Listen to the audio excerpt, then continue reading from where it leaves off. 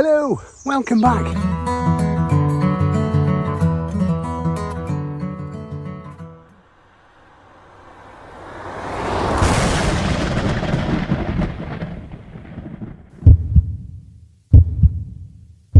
Yeah, it really is great to see you all again. Hello.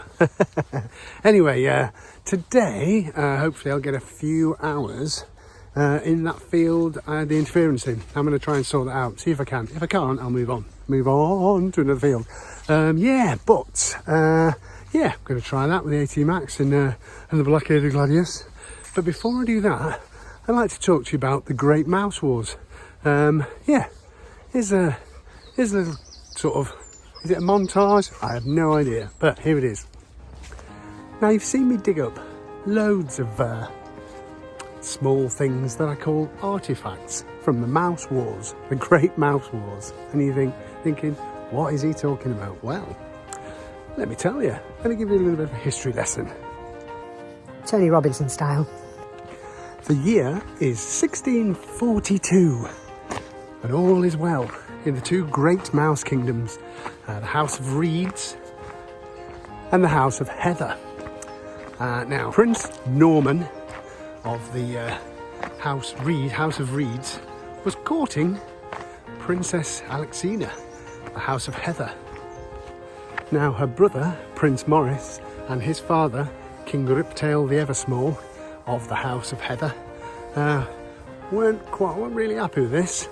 So one evening in the banqueting hall, where they were all getting together for a feast, an altercation broke out, and sadly, Prince Norman was killed, thus starting a family feud between the House of Reeds and the House of Heather. There you go. All across the United Kingdom, in a sort of small way, really. You wouldn't notice it if you weren't looking for it. Battles broke out between both houses, which were the only two, to be fair, which carried on unabated for hundreds of years. There seems to be, looking through history, a lull in this fighting. Only time a great or world war involving humans broke out, which does indicate that I think they were helping in some way. But that's just conjecture. There's a big word, eh? So, you won't find any of this in history books, because all our history books are about humans. You don't find mice history books, do you? Mouse history books, however you pronounce it. There you go. So now you know a little about the Great Mouse Wars, which started in around about 1642, and I think is going to present day. Although, who would know what's under our feet, or round our feet, or in our fields. Anyway, moving to the detecting. Yeah, there you go. Possibly still going on today. Who knows? But so there we are.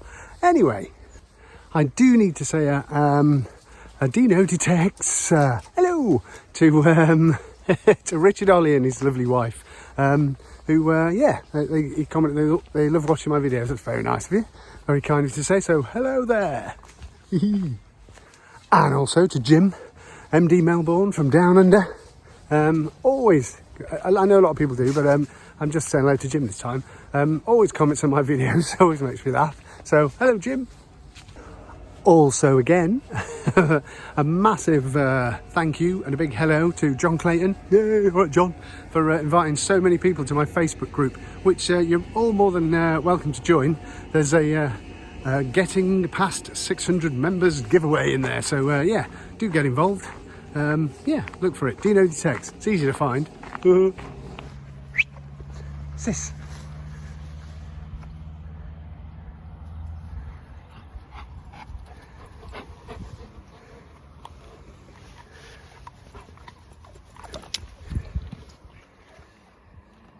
Go on then. And thank you to all those who've sent me stickers so far. I've sent you, it's like a sticker swap type thing. Thank you very much. I'm going to wait till they've all arrived. Then I'll do a separate sort of like mail call video to thank everybody and shout out everybody's channels. So there you go. Anyway, without any further ado, moving to the fields. Over to you, Dean. Thanks, Dean. Yes, well, I know I'm an idiot for doing that, but never mind. I've changed my mind field-wise. I'm going to be in the top field today, not the interference field. And I'm going to still be using the AT Max with Nell, a Tornado coil, and the Black Ada Gladius extended and adjusted. So yeah, without any messing about, moving to the field. Well, I'm not going to lie, this isn't going too well. Ah dear. Yeah, I'm just not obviously swinging on the right spots, but I've got a little bit of an interesting signal here. It was about a 40 and I thought, oh, that's going to be a chunk of foil, I dig that. And it wasn't, so I'll show you what it was. Just down here is a thin strip of copper, I imagine it's copper. Yeah, it's just one of those things you put around plants and what have you, but yeah, or nah, could it be? Could be that rocket ship that old Captain Kirk went to space in. No, it's a bit of copper with a hole in it. Anyway, moving on. And the next signal is about a mid-40s. Again, I'm into these mid-40s. Is this little doodad? Is this a little cartridge, spent cartridge? Don't know what it's from. No idea, no markings on there that I can see. Yeah, but there it is. Next signal, a blank cartridge. Moving on. Oops. And the next signal, as I wave at my shadow, or you, if you like, is this. It was about a 41, 42. And it is a bit of a one of those horse roping lead clips things. It was a bit scruffy than that. I just get it a little scrub up with this brush, this here brush, which I are using. It's a golf club cleaning brush. It's got a spike with a thingy cover on. It's got a soft side and a hard side, and it's yeah, I've added one to me Facebook 600 members group type thing prize. Yeah, so they're quite good actually. Oh dear. Anyway, I dig them so you don't have to. That's not right really, is it? But anyway, there we go. Moving on. And the next signal is just this tiny nail. I don't know if it's aluminium or not, but dearie me. It was like a 60, 66, then it dropped to about 50. It was worth digging, but it was nothing. So moving on. The next signal out of this hole there, it was about 7 or 8 inch deep. Is this little square nail. A little square nail. Yes, I am not finding much on here. Anyway, moving on. Well, this one was a sketchy signal. Numbers all over the place, but it was reasonable, so I thought I'd dig it. And when I got into the hole, I saw something at the corner of something, so I got the spade in, flipped it so it moved a bit, because I thought it might be big iron. And then put my spade down, put my pinpointer in the hole, disappeared, gone. And it was a bloody good signal, well, a strong signal anyway. So I looked everywhere, and then, see there's the hole, and then I looked over there. How on earth, they must have caught on the edge of my spade, and and as I pulled the spade out of the hole, came with it. Would you look at that?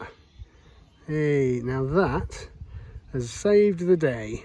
One sec. Yeah, there you go. I've given it a bit of a clean up. That is that's an awesome artifact.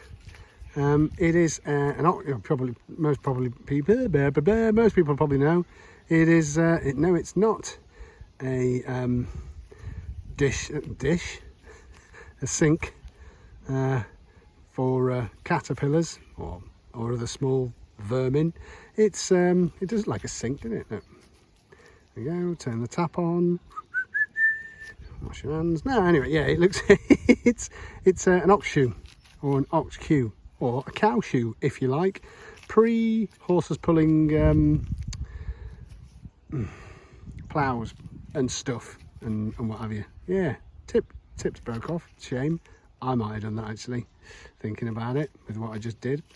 Yes, but there you go. Saved the day, 1 ox shoe. Hooray! Thank goodness for that. An artefact of some form. Hooray! But yeah, it's a bit of a sparse field this. I've had quite a bit of it. I've had silver and musket balls and... Oh, hold on. Watch this, though.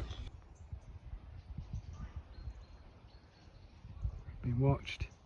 You see it? Oh, bacon sandwich. Yum, yum. Anyway, yeah, sorry, I digress. Yeah, so yeah, I'll have another 5-10 minutes or so before I have to shoot off. And if I don't find out, then I'll do an outro. Right, moving on. Well, who am I kidding? Nah, I'd better leave it there actually. Yeah, not the blimey. I think it's getting worse. Still, the AT Max is performing outstandingly. No bother with that, no interference anyway today, but I didn't get down to the interference field. Yes, best thing, Ox Shoe, and lots of foil and nails and stuff. I didn't expect much. Mainly, you know, I hope you enjoyed the story of the Great Mouse Wars, and you look out for Mouse War artifacts. If you find any, just, you know, you'll find loads. They're everywhere. Yeah, so yeah, thanks for joining me on this rather sparse hunt. Yes, look forward to your comments on this one. Keep them kind. It's just real metal detecting, isn't it? Sometimes you find nothing. Other times, depending on the ground, if it's in here, doesn't mean I'll find it. I've got to swing over it to find it. So yeah, there we go. So don't forget to fill your rolls properly, wear gloves, follow the code and stuff. Have a great time next time you're out. Yeah, and I'll catch you on the next one, I guess. Yeah, so moving to the car, I guess. Very sadly. Ah, dear. Ah, well, it was a nice day. I'll take it from here. Anyway, oh, that was rubbish, wasn't it? He didn't even say moving to the car. Deary me. Anyway, yes. 2 hours, and all I had to show for it was an Ox Shoe. But looks like he had a nice day. Yeah.